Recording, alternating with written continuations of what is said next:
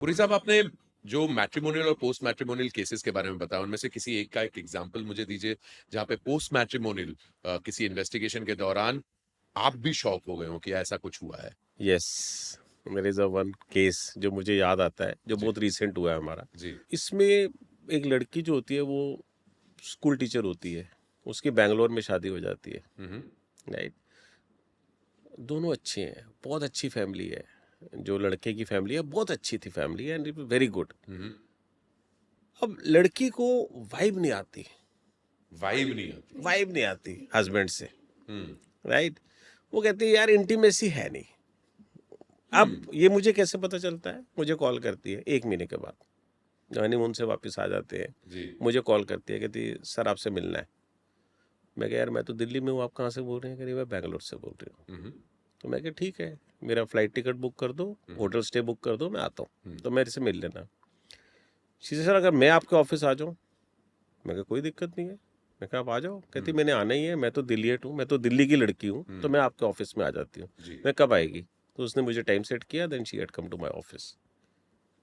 उसने बताया कि ना तो मेरे साथ फिजिकल इतना है, इंटीमेसी भी इतनी स्ट्रांग नहीं है। मेरी बहन और मेरे जीजा के साथ इसकी काफ़ी स्ट्रांग बॉन्डिंग बन गई है। मैं कहा वो कहाँ रहते हैं? कहते वो बैंगलोर में रहते हैं। तो मैंने कहा आपस में जानते थे एक दूसरे को पहले? कहते नहीं। मतलब arrange marriage kind of arrange situation. Marriage सब कुछ था? कहते नहीं जानते थे। मैं कहा वैसे कुछ था कोई आपस में किसी भी तरह का कोई रिलेशन? मैं कहा आपको क्या? कहते मेरे दिमाग में कभी आता है कि यार क्या चक्कर है, ये क्यों मेरे साथ इतनी ज़्यादा नहीं इन्वॉल्व हो रहा, ये मेरी सिस्टर के साथ इतना इन्वॉल्व क्यों है, उसके परिवार में इतना इन्वॉल्व क्यों है मेरे हस्बैंड। अब मैं दिमाग में सोचा, मैंने कहा यार कितनी बड़ी है तेरी सिस्टर? अब उसकी सिस्टर और उसमें 6 साल का फर्क था, और ये लड़का उससे 2 साल छोटा था। यानी कि उसकी सिस्टर और लड़के में 8 साल का फर्क हो गया। मैं कहा तू अपनी सिस्टर को ब्लेम कर रही है? कह रही मुझे लग रहा है कुछ ना कुछ है, तो आप जो है बेसिकली चेक करो। मैंने कहा 10 दिन की सर्विलेंस डाल देते हैं। मैंने पूरा फ्रेमवर्क बनाया, उसको समझाया कि देख ऐसे इंक्वायरी होती है, ऐसे सर्विलेंस होती है, हम इसकी सर्विलेंस करते हैं। एक शिफ्ट होती है, एक शिफ्ट इतने बजे से इतने बजे तक है, दूसरी शिफ्ट इतने बजे से इतने बजे तक है। तो तेरी 10 दिन में हम अप्रॉक्सीमेटली 15 से 20 शिफ्टें बनाते हैं, इतनी कॉस्ट आएगी हमारी, और हम काम करते हैं इसके ऊपर। कहती प्लीज़ करो। तो मुझे लगता है कुछ ना कुछ हमें टिप मिलेगी। अगर नहीं मिली तो इट्स ऑल दिस थिंग, क्योंकि पैसे की कमी तो है ही नहीं थी। पैसे की कमी नहीं थी, उसको अपना एक सेटिस्फेक्शन चाहिए था कि मुझे पता चले कि मेरी सिस्टर के साथ इन्वॉल्व तो नहीं है। अब हमने जब उसकी सर्विलेंस करनी स्टार्ट की, दूसरे दिन वो कभी कॉफ़ी शॉप में बैठ रहा है, कभी वो क्या कहते हैं कहीं इकट्ठे जा रहा है, कहीं किसी मॉल में घूम रहा है। अब हमारे दिमाग में चीज़ आती है, जब मेरी टीम मुझे कॉल करती है, बताती है सर ये है तो सही इन्वॉल्व, अभी तक मुझे नहीं पता किसकी बात हो रही है, किसके साथ इन्वॉल्व है। तो किसके साथ इन्वॉल्व है, तुम्हारा क्या दिमाग? कह रहे सर वो हाथ पकड़ के भी चल रहा है। अब मैं किसका हाथ पकड़ रहा है? मैं कोई और लड़की है क्या लाइफ में, या वो सिस्टर ही है? कह रहे नहीं सर ये लड़के का, वो जो इसका जीजा है। मैंने कहा क्या? मैं क्या उसका brother in law? This was an investigation that turned into coming मैं आउट क्या ऑफ द ये क्या है? क्लोजेट। मैं 2 दिन की अभी सर्विलेंस हुई थी, 2 दिन की। मैं क्या 10 दिन की सर्विलेंस है यार? मैं क्या कुछ प्रूफ निकालो। मैं क्या सिर्फ ये फोटोग्राफी से? कह रहे नहीं बॉडी लैंग्वेज सर हमें जरूर कुछ ना कुछ मिलेगा। मैं क्या let's wait and see that, क्योंकि उसके प्लान भी उनके प्लान भी ऐसे ही बनते थे। वो बाहर जा रहा था तो उसके साथ ये भी मैं भी जा रहा हूँ, तो समथिंग लाइक दिस ऐसे होता था। तब वो लड़की मेरे पास आई थी, मतलब कि 1 महीने के अंदर उसे नजर आना स्टार्ट हुआ था, लेकिन वो अपनी बहन को सोच रही थी। यहाँ उसका जीजा इन्वॉल्व था। राइट। एक दिन बटीक होटल के अंदर वो चले जाता है। ठीक है, जब जाता है 4 घंटे लगाता है। इकट्ठे दोनों गए। अब कॉफ़ी शॉप में कॉफ़ी पी रहे हैं तो हम समझ में आता है कि ठीक है कॉफ़ी पी रहे हैं, चल हाथ पकड़ा हुआ है, साथ में बैठे हुए हैं, डिस्कशन कर रहे हैं, anything they can discuss, we can not say that. जब किसी रूम में चले गए, उस रूम में 2 ही जने गए और दोनों यही गए। राइट। और जब बाहर निकले तो दोनों के बाल गीले थे, दोनों नहा धो के बाहर आए थे। 4 घंटे लगाए इन्होंने, बाहर आए, हमने सारी फोटोग्राफ वीडियोग्राफ बनाई, हमने उस लड़की को दिखाई, तो लड़की तो कुछ बोली नहीं, लड़की तो कुछ बोली नहीं, ना रोई ना चीखी, किसी तरह से ना उसने कुछ किया, वो चुप हो गई एकदम। तो मैंने उसे बोला, मैं क्या why you are so this thing, मतलब कि you are not saying anything on it, is it something that. उसने एक लाइन बोली जो मैं लाइफ में कभी नहीं भूल सकता, क्योंकि ये रिसेंट केस है तो मुझे हमेशा हर चीज़ याद रह जाती है, मेरे कंप्यूटर में फिट हो जाता है।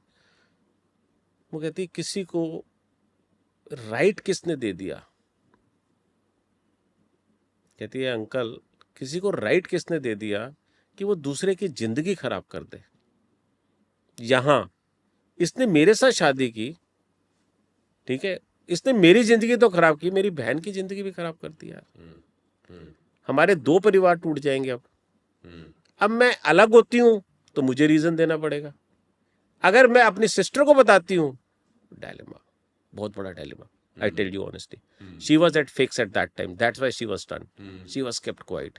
She never cried. She didn't say anything to me. वो यही सोच रही है, वो यही समझ रही है क्या हो गया यार, ये 2 लाइफ खराब हो गई। इसने बताया, अगर सेम आदमी से ही था तो बता देती, बस ये अगर मुझे बता देता तो मुझे क्या प्रॉब्लम थी, मुझे तो कोई प्रॉब्लम नहीं थी किसी भी तरह की। बट डिस्कशन में आया क्यों नहीं ये चीज, मुझे प्रॉब्लम नहीं है, ठीक है कि मैंने उसको फिर यही बोला, मैंने कहा देख boss, we are not judgmental. जब हमारे पास केस आया तो you are also sure about that कि योर सिस्टर इन्वॉल्व, मैं भी श्योर था, क्योंकि जो तू बोलेगी मैं तो उसी बेस पे काम करूंगा ना। I was also sure about that. मैं कहा बेटा, जब मैं कुछ और चीज देख रहा हूँ तो मेरी ड्यूटी तो बनती है ना तेरे को बताना। और मैं कहा विद फोटोग्राफ्स एंड एविडेंस में तेरे को साथ में दे रहा हूँ। इन दोनों ने अपने कार्ड दिए हैं वहां पर, आधार कार्ड इन्होंने दिए होंगे अपने पूरे दिए। मैं कहा सब कुछ इकट्ठा, एक ही रूम में गए हैं दोनों, मैंने रूम नंबर तक बता दिया उनको, क्योंकि बुटीक होटल छोटा होटल होता है सब, टू बी वेरी ऑनेस्ट, वहां पर सेटिंग सब चल जाती है, तो हमने निकाल दिया। अदरवाइज दूसरे होटल्स में नहीं निकलता, बड़ा डिफिकल्ट होता है कि तुम्हें रूम का भी पता चल जाए। तो वो भी सारी चीजें आ गई, सब कुछ हो गई। तो उसका यही कहना कि मेरी जिंदगी को खराब कर दी, मेरी बहन की जिंदगी को खराब हो गई। तो एक्चुअली क्या है कि एक सेम सेक्स में शादी करना कोई इशू नहीं है। तुम्हारे जो प्रॉब्लम्स हैं, तुम्हारे जो अच्छी चीजें हैं, वो तुम सारी डिस्कस करो, तुम कम्युनिकेट करो अपनी फैमिली के अंदर। Communication is the key. Communication is the key. तुमने अपनी फैमिली में सारा छुपाया, हो सकता है उनकी फैमिली को पता हो। Honestly, Puri Saab, to judge them is not our job. Not. Our job is to be To the uncover private- the to uncover the truth. truth. And that brings me to my next question, Puri Saab. कई बार मैं ये सोचता भी हूँ कि what must a detective go through when he ends up solving a case like this? So much has happened. There are 2 families involved. Does it play on your heart or your mind at times?